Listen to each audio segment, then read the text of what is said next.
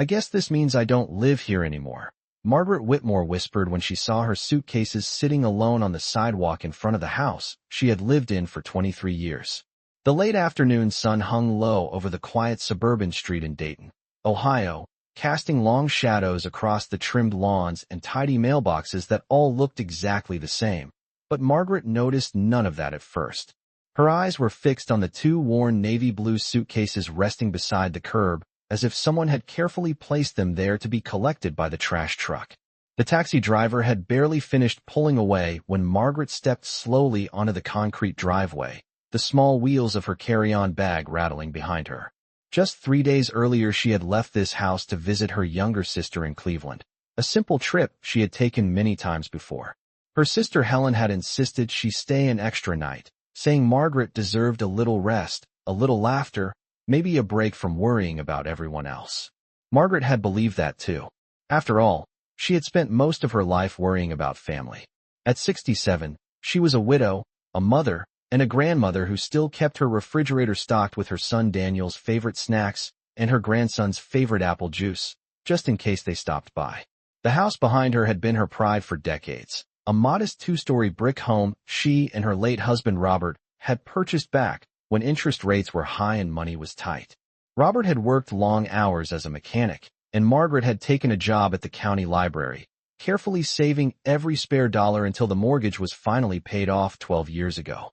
When Daniel married Ashley 5 years earlier, Margaret had welcomed her into the family with open arms. Ashley had bright smiles, polished manners, and a way of speaking that made her sound both sweet and confident at the same time. At first, Margaret had even enjoyed the energy Ashley brought into the house when the young couple temporarily moved in, just until they found a place of their own. That had been the plan, at least. But plans change quietly over time, the way seasons change without anyone noticing until the air suddenly feels different. Margaret had tried not to complain as Ashley gradually rearranged furniture, repainted the kitchen cabinets, and began speaking about the house as if it were already theirs. Daniel had assured his mother everything was temporary. Just until we get our finances sorted out, he had said. Margaret believed him because mothers often choose belief over doubt when it comes to their children. Now she stood at the end of her driveway, the faint smell of freshly cut grass drifting from a neighbor's yard, staring at the luggage that contained nearly everything she had packed for her short visit. One suitcase held clothes and toiletries. The other held a few personal keepsakes she never traveled without. Robert's old wristwatch, a framed photo of Daniel at age 10 holding his first baseball trophy, and the small leather notebook where Margaret occasionally wrote reminders or grocery lists. Seeing those suitcases outside like discarded items made her chest tighten, but Margaret Whitmore did not cry. Instead, she straightened her shoulders, brushed a strand of silver hair away from her face, and walked slowly toward the front door of the house she still believed was hers. Margaret Whitmore stood quietly on the front porch for several seconds before reaching for the brass handle she had polished hundreds of times over the years. The familiar door felt strangely heavy in her hand as she pushed it open and stepped into the house. At first, everything looked almost normal. The living room still held the same beige sofa Robert had chosen 15 years earlier, the same oak coffee table with the small scratch Daniel had made when he was a teenager trying to assemble a model airplane.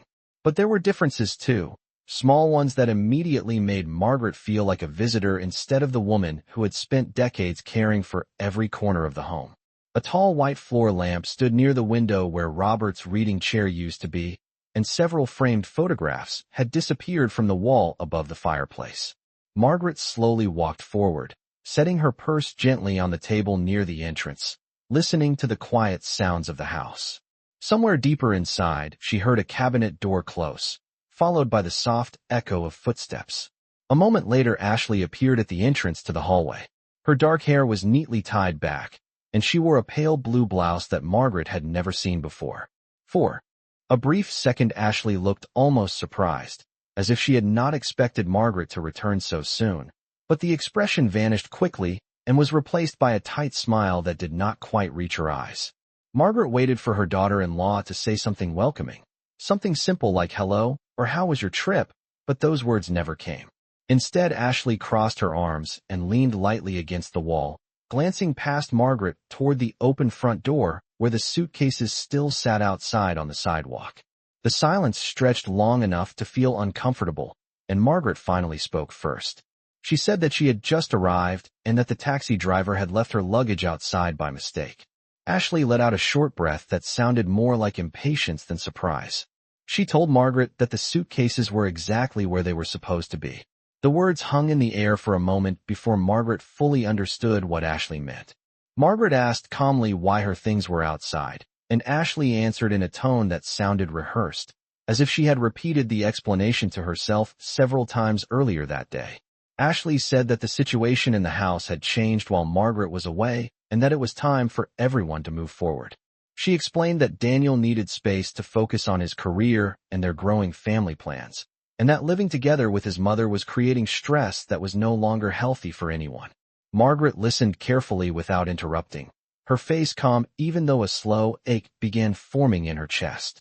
When Ashley finished speaking, Margaret simply asked where Daniel was. At that moment, Daniel stepped into the hallway behind his wife, his shoulders slightly hunched as though he had been listening to every word. Margaret studied her son's face, noticing the tired lines around his eyes and the way he avoided looking directly at her. For many years, she had been able to read Daniel's emotions instantly. From the time he scraped his knee learning to ride a bicycle to the night he nervously introduced Ashley as the woman he planned to marry. Now he stood only 10 feet away, yet seemed farther than ever. Margaret waited for him to correct the misunderstanding, to tell Ashley that placing his mother's belongings outside had been a mistake, but Daniel said nothing. Instead, he slowly nodded once, a small motion that felt louder than any argument. Ashley gently added that they had already changed the locks that morning so the arrangement would be clear. She said it would probably be easier for everyone if Margaret stayed somewhere else for a while. The quiet street outside remained peaceful as a neighbor pushed a lawn mower across the yard next door, completely unaware that the life Margaret Whitmore had built inside this house was quietly being pushed out to the curb. Margaret Whitmore looked at her son for a long moment after he nodded, and during that quiet stretch of time something subtle changed inside her. The sharp confusion she had felt only minutes earlier slowly settled into a calm that surprised even her. Daniel still avoided her eyes, staring instead at the hardwood floor near the hallway, as if the grain of the wood had suddenly become very interesting. Margaret remembered when that same boy used to run down this hallway every morning before school, his backpack bouncing against his shoulders while he shouted goodbye to his father. Back then the house had echoed with laughter and the clatter of breakfast dishes, and Margaret had believed those ordinary sounds would last forever. Now the hallway felt strangely quiet, almost as if the house itself were holding its breath. Ashley shifted her weight impatiently and spoke again, explaining that she and Daniel had spent the last few months discussing their future and that the current arrangement simply was not working anymore. She said they needed privacy, stability, and room to build their own life without feeling like they were still living under someone else's roof. Margaret listened without interrupting, her hands folded loosely in front of her. The words were polite enough on the surface, but the meaning behind them was clear. Ashley was not asking Margaret to leave. She was informing her that the decision had already been made. Margaret finally nodded once, a small, graceful motion that carried none of the anger Ashley seemed prepared to face. She said quietly that she understood they wanted independence. Daniel glanced up briefly when he heard his mother speak, perhaps expecting a protest or a long emotional speech, but none came. Instead, Margaret asked a simple question. She asked whether Daniel truly believed this was the right way to handle the situation. The question hung in the air between them. Daniel opened his mouth as if to respond, but then hesitated, his eyes drifting toward Ashley before returning to the floor. After a few seconds, he cleared his throat and said that they had already talked everything through and that it would be easier if everyone accepted the change quickly. Margaret studied his face carefully, recognizing the nervous tension in his expression, the same look he used to have as a teenager when he knew he had made a poor decision but was too embarrassed to admit it.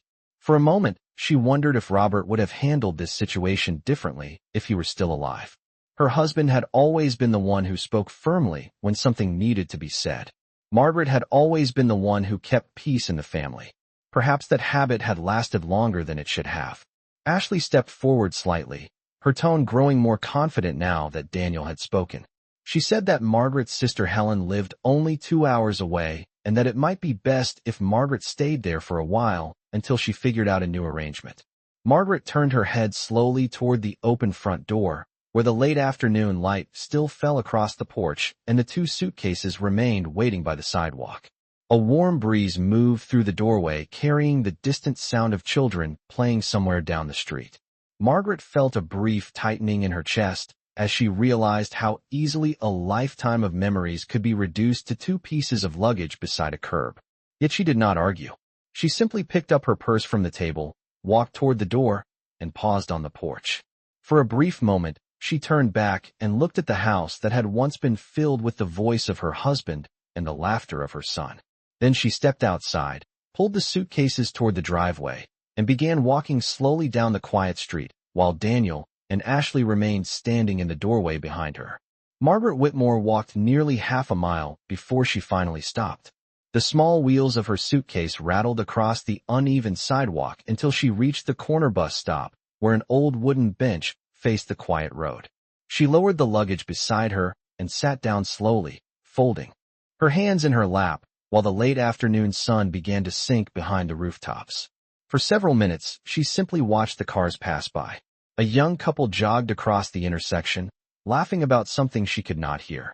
A delivery truck rolled through the neighborhood, stopping at houses where people were still welcome to receive packages and open their front doors without hesitation.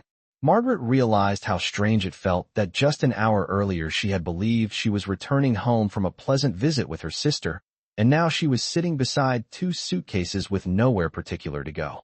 Yet even in that moment she refused to panic. Margaret Whitmore had lived long enough to know that decisions made in anger often created problems that lasted much longer than the anger itself. She reached into her purse and removed her small leather notebook, the same one she had carried for years to write grocery lists and reminders. The familiar object steadied her thoughts. On the first empty page, she carefully wrote a single name: Helen Carter. Helen was her younger sister, the same sister Margaret had just visited in Cleveland. Helen had always been practical and calm, the type of person who believed every situation had a solution if one was patient enough to look for it. Margaret closed the notebook again and took out her phone. When Helen answered, her cheerful voice immediately filled the quiet space around Margaret. Helen asked whether Margaret had made it home safely. Margaret paused briefly before answering, choosing her words with the same care she had used her entire life when speaking to family. She explained that something unexpected had happened at the house and that she might need to stay in Cleveland for a little while. Helen did not interrupt or ask many questions. She simply said that Margaret was always welcome and that there was a guest room waiting whenever she needed it. Hearing those words made Margaret feel a warmth she had not realized she needed. Within an hour, Helen was already driving toward Dayton to pick her up, insisting that Margaret should not worry about buses or taxis. As Margaret waited at the bus stop, she watched the sky slowly fade from pale blue to soft evening orange. During that quiet time, she began replaying the conversation with Daniel and Ashley in her mind, but instead of focusing on the hurt, she began noticing details she had ignored before. Ashley's confident tone, Daniel's nervous silence, the mention of changing the locks. Those details settled into Margaret's thoughts like pieces of a puzzle that had not yet formed a full picture. When Helen's car finally pulled up beside the curb, Margaret stood and lifted her suitcases into the trunk with calm, deliberate movements. Helen stepped out of the driver's seat and wrapped her older sister in a gentle hug, saying nothing at first because she could already sense the weight of the day. Margaret smiled faintly and thanked her for coming. As they drove north toward Cleveland through the dim evening light, Helen talked about ordinary things such as grocery sales and a new bakery that had opened downtown.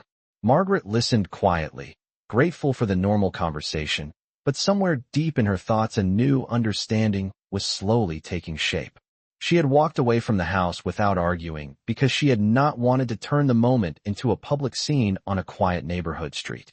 But leaving quietly did not mean the story was finished.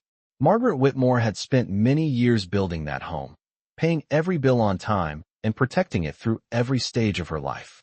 And as the highway lights passed rhythmically across the windshield, she began to realize that the events of that afternoon were not the end of anything. They were only the beginning of something Daniel and Ashley had not yet imagined. The drive to Cleveland took a little over 2 hours, and by the time Helen's car turned into her quiet neighborhood, the sky had grown completely dark. Streetlights cast soft pools of yellow light across the sidewalks, while most of the houses sat peacefully behind closed curtains. Helen parked in the driveway of her small blue ranch house and stepped out first, opening the trunk before Margaret even had time to reach for the door handle. The air felt cooler than it had earlier in Dayton, carrying the faint scent of autumn leaves. Margaret helped lift the suitcases onto the walkway, but Helen quickly waved her toward the front porch as if she were a guest instead of family. Inside, the house felt warm and familiar. Margaret had visited many times over the years, and the living room still held the same comfortable sofa and the same knitted blanket Helen had made during a long winter several years earlier. Helen set a kettle on the stove and poured 2 cups of tea while Margaret sat quietly at the kitchen table. For a few minutes neither sister spoke about what had happened. They simply shared the quiet comfort of being together.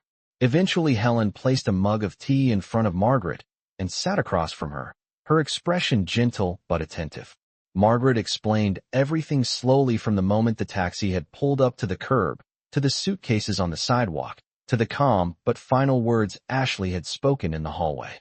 Helen listened carefully without interrupting, occasionally nodding as if she were arranging each detail in her mind. When Margaret finished speaking, Helen leaned back in her chair and let out a slow breath. She said that the situation sounded painful but also strangely rushed, as though someone had made a decision quickly and expected it to remain unquestioned. Margaret agreed. The more she replayed the afternoon in her thoughts, the more she noticed how prepared Ashley had seemed. The suitcases had already been packed. The locks had already been changed. It had all been arranged before Margaret even returned from Cleveland. Helen asked a simple question then, one that made Margaret pause for several seconds before answering. Helen asked whose name was officially on the deed of the house. Margaret finally allowed herself a small, thoughtful smile. She explained that many years earlier, when Robert was still alive, they had made a careful decision about how their property would be organized. Robert had believed strongly in keeping certain assets simple and secure, especially the house where they planned to spend their retirement years. As a result, the property had always been listed under Margaret's name alone. At the time, it had seemed like a small practical choice, something that might make paperwork easier someday. Margaret had never imagined that decision would matter again decades later. Helen raised her eyebrows slightly when she heard this detail, and a slow understanding appeared in her expression. She asked whether Daniel or Ashley had ever been added to the property documents. Margaret shook her head calmly. She said that Daniel had once mentioned refinancing the house to help with his own finances, but Margaret had declined because the mortgage had already been fully paid off. The house belonged to her outright. The kitchen grew quiet again as both sisters considered what that meant. Margaret did not sound angry as she spoke, and she did not sound bitter either. Instead, she sounded thoughtful, as if she were finally looking at the full picture of something she had only glimpsed earlier. She took a sip of tea and rested her hands around the warm cup. Then she said quietly that Daniel and Ashley believed they had removed her from the home.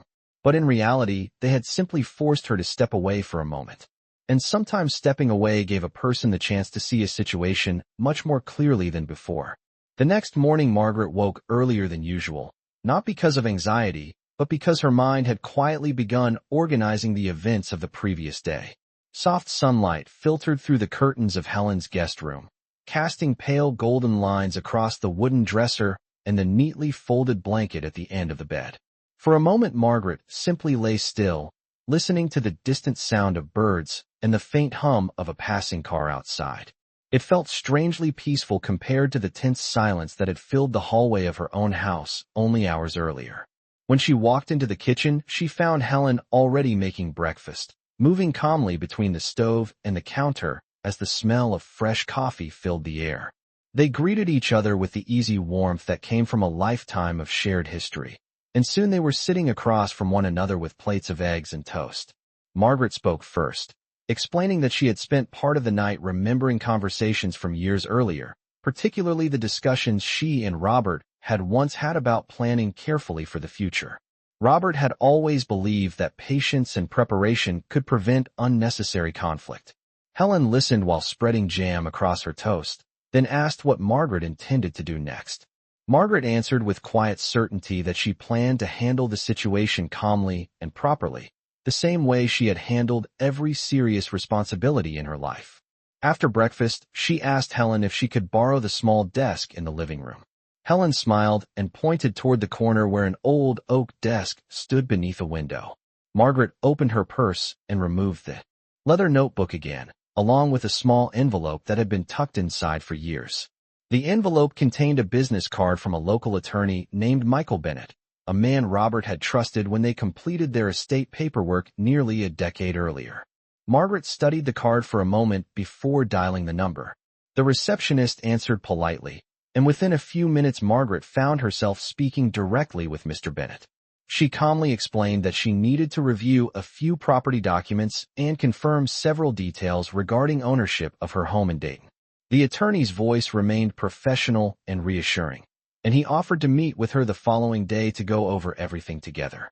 After ending the call, Margaret felt a quiet sense of order returning to her thoughts. She was not interested in arguments or emotional confrontations. What mattered to her was clarity.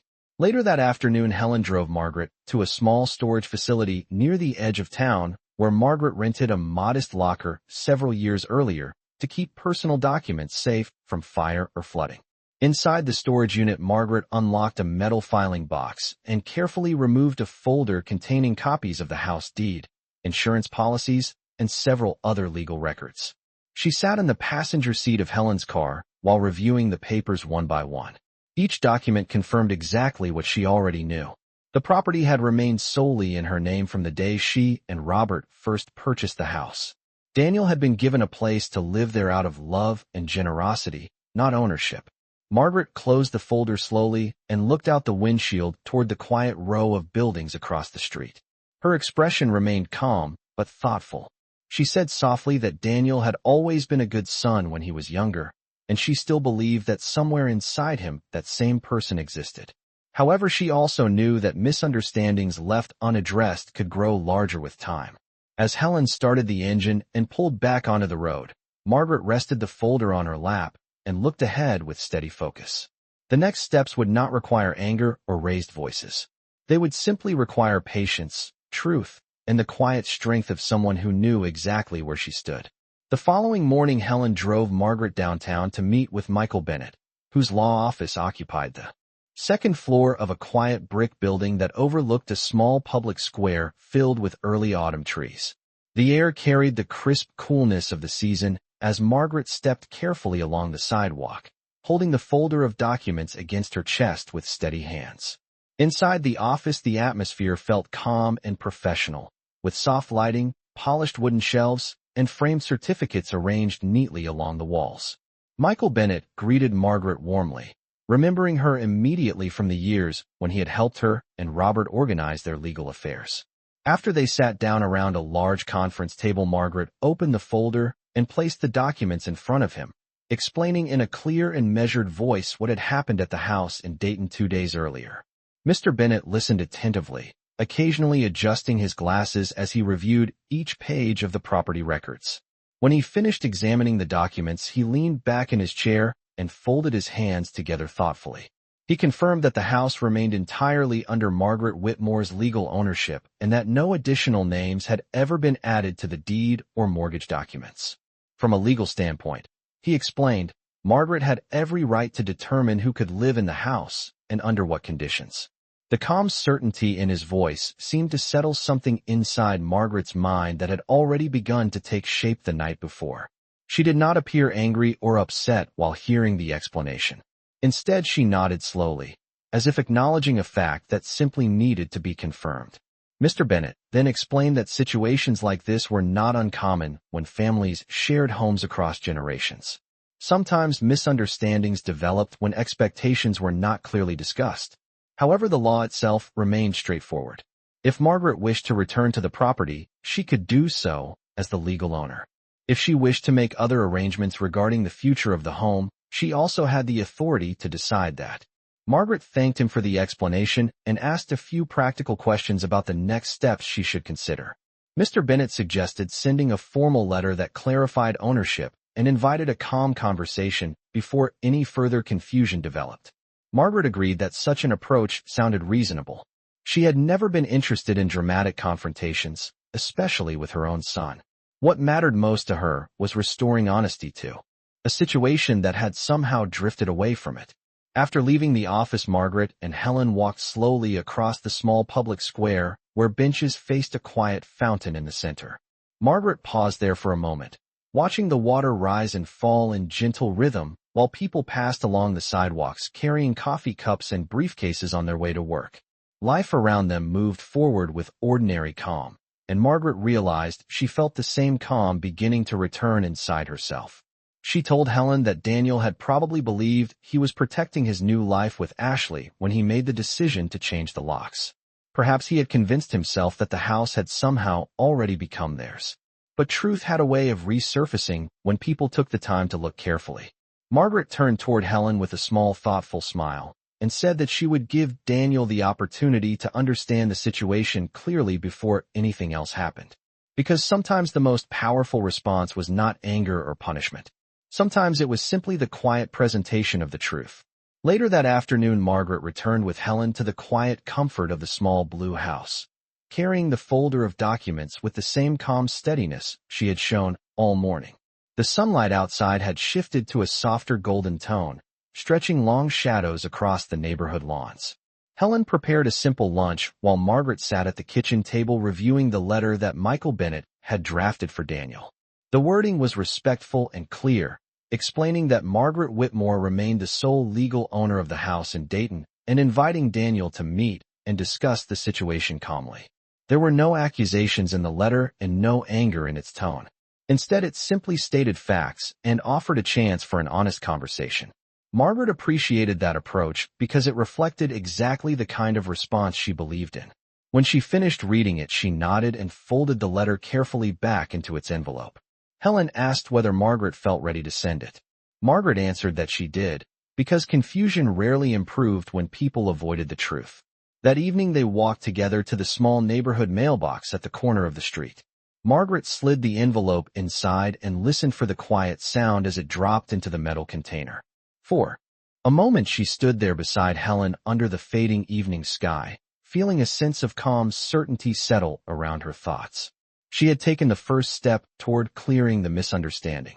The following 2 days passed quietly. Margaret spent time helping Helen organize old photo albums and watering the small garden behind the house.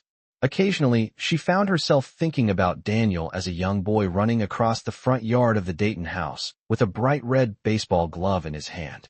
Those memories softened the edges of the situation for her. She did not want the conflict to become something that permanently divided them. She only wanted honesty to return to the family. On the third morning, Helen's phone rang while they were finishing breakfast. The caller identification displayed Daniel's name. Helen handed the phone to Margaret without speaking. Margaret answered calmly, greeting her son in the same steady voice she had always used. For a brief moment, Daniel sounded uncertain, as though he was carefully choosing his words. He explained that he had received the letter from Mr. Bennett and had read it several times. The documents mentioned in the letter had surprised him. Margaret listened quietly while he spoke, allowing him the time he needed to explain his thoughts. Eventually, Daniel admitted that he had assumed the house had already been transferred to him after Robert passed away years earlier. Ashley had believed the same thing, and together they had convinced themselves that they were simply taking control of a home that would eventually belong to them anyway. Hearing that explanation did not make Margaret angry. Instead, she felt a quiet sadness that such an important assumption had never been discussed openly. Daniel then asked whether they could meet in person to talk about everything properly. Margaret agreed without hesitation. They arranged to meet at a small cafe halfway between Cleveland and Dayton the next afternoon. After ending the call, Margaret placed the phone gently on the table and looked across at Helen. There was no anger in her expression, only a thoughtful calm that had grown stronger with each step she had taken over the past few days. She explained that sometimes people created complicated problems simply because they avoided simple conversations. But now the truth had been placed clearly on the table, and tomorrow Daniel would finally have the chance to see it for himself. The next afternoon, Margaret arrived at the small cafe, just off the highway about 20 minutes before the time she and Daniel had agreed upon. The cafe sat beside a quiet gas station surrounded by wide open fields that stretched toward the horizon, a place where travelers often stopped for coffee before continuing their drive. Margaret chose a table near the window where she could see the parking lot outside. A warm cup of tea rested between her hands as she watched the occasional car pull in and out beneath the pale autumn sky. When Daniel's car finally appeared, she recognized it immediately, even from across the lot. He parked slowly and sat inside for a moment before stepping out, as though gathering his thoughts before walking toward the entrance. When he entered the cafe, his eyes quickly found Margaret sitting at the window table. For a brief second, neither of them spoke. Then Daniel approached and greeted her quietly, his voice carrying a mixture of uncertainty and relief. Margaret invited him to sit down, her expression calm and steady just as it had been throughout the past several days. Daniel began explaining almost immediately. He said that after reading the letter from the attorney, he had gone online to review the county property records himself. Seeing Margaret's name listed alone on the deed had surprised him more than he expected. For years he had simply assumed that the house had already been arranged for him, especially after he moved back home and began helping with maintenance and small repairs. Ashley had encouraged that belief, pointing out that the house would likely belong to him one day anyway. Over time, that assumption had quietly turned into certainty in their minds, even though they had never actually discussed it with Margaret. As Daniel spoke, he looked down at his hands on the table, clearly aware now that the situation had been built on a misunderstanding rather than a conversation. Margaret listened without interrupting, allowing him to finish before she responded. When she finally spoke, her voice remained gentle but clear. She explained that the house had always been intended to provide stability for the family, not confusion. When Robert was alive, they had both believed that keeping the property in her name would make things simpler during their retirement years. She told Daniel that she had welcomed him back into the house because she loved him and wanted to support him while he rebuilt his life. But support and ownership were two very different things. Daniel nodded slowly as he absorbed those words. After a long, quiet moment, he apologized for how things had unfolded, admitting that he should have spoken to her directly instead of making decisions based on assumptions. Margaret appreciated the honesty in his voice. She then explained that the house would remain hers for as long as she chose to live there, but that did not mean Daniel had no place in the future of the family. She simply needed respect and clear communication moving forward. The tension that had quietly filled the air when Daniel first arrived began to soften as the conversation continued. By the time they finished their drinks, both of them understood the situation far better than before. When they stepped outside the cafe, the late afternoon sunlight stretched across the open fields, casting long golden lines across the pavement. Daniel thanked his mother for meeting with him and promised that he would speak with Ashley so that they could handle things more thoughtfully. Margaret watched him drive away before walking back to her own car. She felt neither anger nor triumph, only a quiet sense of balance, returning to a story that had briefly lost its direction. Because sometimes the strongest response to confusion was not confrontation but clarity, and sometimes the truth itself was enough to guide people back toward understanding.